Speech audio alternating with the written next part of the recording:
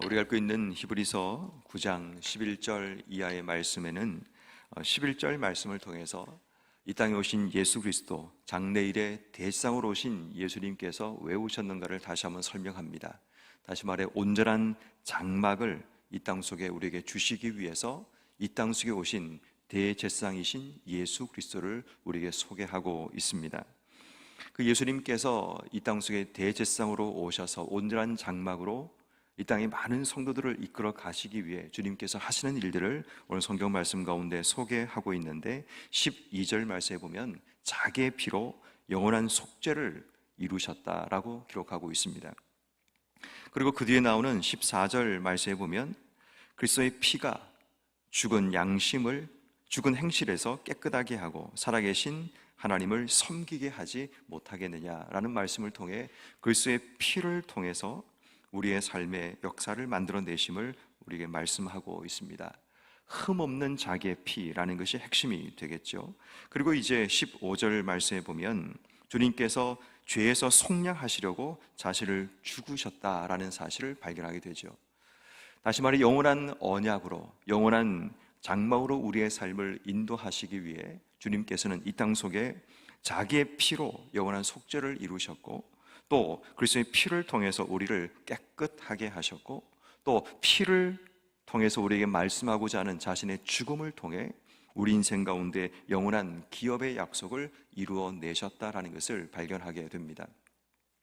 결국 죽음이라는 것은 결국 피를 통해서 우리에게 주어지게 되는 것인데, 예수의 죽음을 통해 우리에게 주어진 결과를 16절 이후부터 우리에게 설명합니다. 예수의 죽음으로 말미암아 첫 번째는 언약이 우리의 삶 속에 이루어지게 됨을 유언이라는 말을 통해 우리에게 설명하고 있습니다. 16절 말씀을 보십시오. 유언은 유언한 자가 죽어야 되나니 유언은 그 사람이 죽은 후에야 그 효력이 유효하게 된다라고 이야기를 합니다.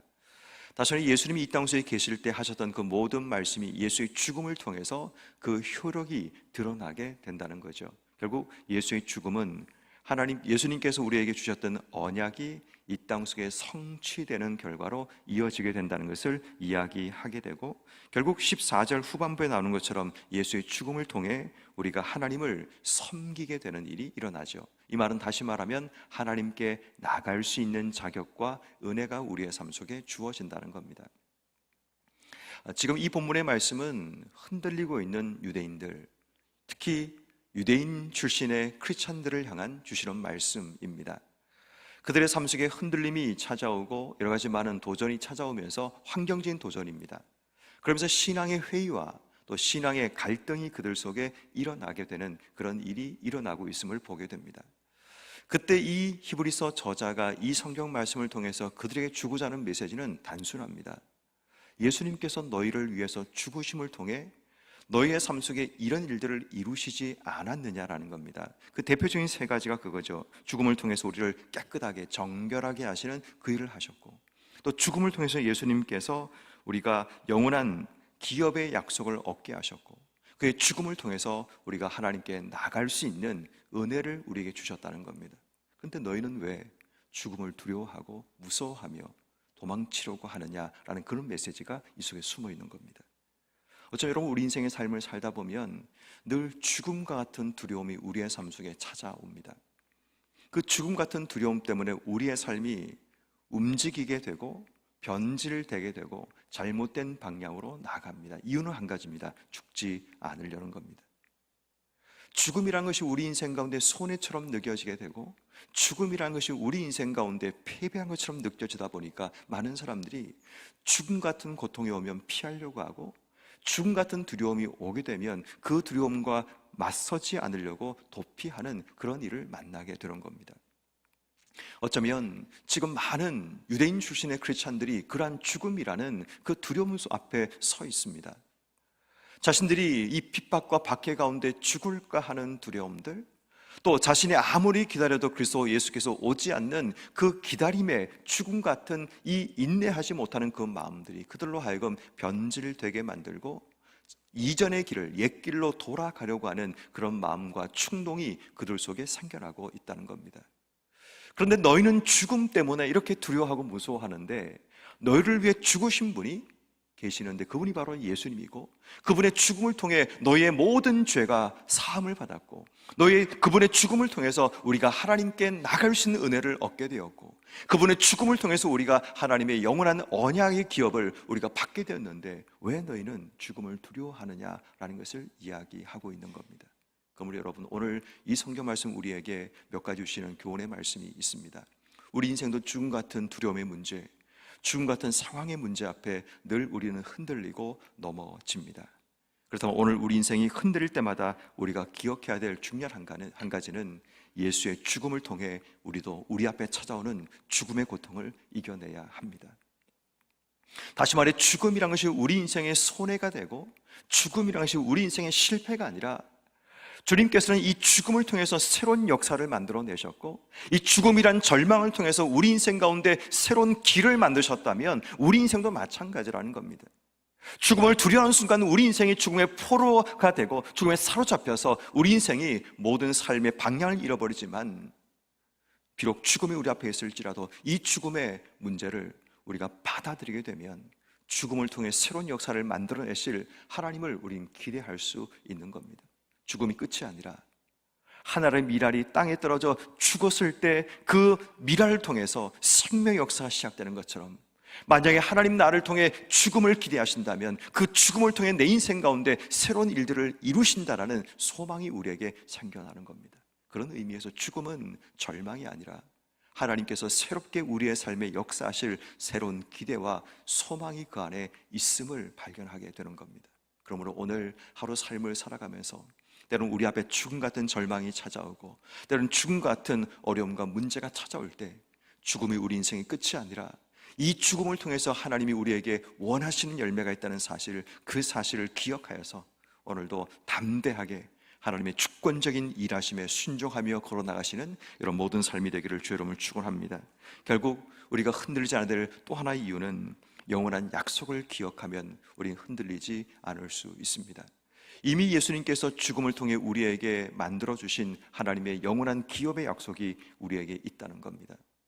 그러므로 우리 인생에 죽음 같은 고통이 찾아올 때 죽음을 보지 말고 이미 주님께서 우리에게 만들어 놓으신, 이루어 놓으신 영원한 기업의 약속을 붙들 수 있는 그런 삶이 되어야 되는 겁니다. 다시 말해, 절망이 찾아올 때 절망을 보지 말고 그 절망 속에 숨어 있는 하나님 만들어 놓으신 기업의 약속, 소망을 바라보는 삶. 그럼 우리의 삶은 절망에 붙들리지 않고, 비록 죽음 같은 고통과 어려움이 찾아와도 우린 소망을 가지고 주어진 삶을 살아갈 수 있게 되는 것입니다. 그러므로 오늘 하루 삶을 살면서 흔들림이 찾아오고 내 마음속에 평정심을 잃어버리는 그런 삶이 찾아올 때 상황을 보지 말고 우리 인생에 하나님 주신 소망을 볼 수 있는 이런 모든 삶이 되기를 주의 이름으로 축원합니다. 결국 우리 인생이 흔들릴 때 마지막 우리가 하나 기억해야 할 중요한 모습은 예수의 죽음을 통해 우리는 핏부림 바 된 존재라는 사실을 기억해야 합니다. 오늘 성경은 이렇게 말을 하죠. 18절 이하의 말씀에 보면 염소의 피 그리고 송아지의 피가 뿌려진 모든 물건들이 정결케 되고 깨끗하게 되는데, 어떻게 율법을 따라 모든 물건이 피로서 정결하게 되는 것처럼 예수의 핏부림 받은 우리의 삶이 어찌 사함을 얻지 못하겠느냐라고 이야기를 합니다. 다시 말해, 사함을 얻다는 얘기는 우리가 산다는 겁니다. 생명이 있다는 것을 이야기합니다. 다시 말해, 우리의 삶이 흔들릴 때마다 우리의 삶에 늘 기억해야 될 중요한 한 가지는 나는 예수 그리스도의 핏부림을 얻은 존재라는 겁니다.